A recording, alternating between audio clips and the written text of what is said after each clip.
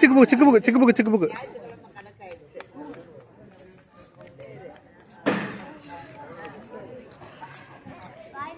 ஐயா ஏன்டா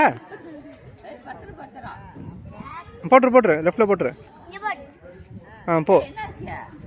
வாய் ஃபுல்லாகிச்சான். குட்டியாக கொடுப்பீங்களா?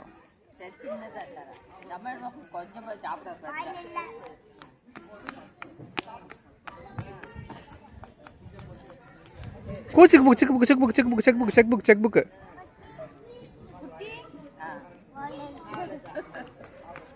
பொறுமையா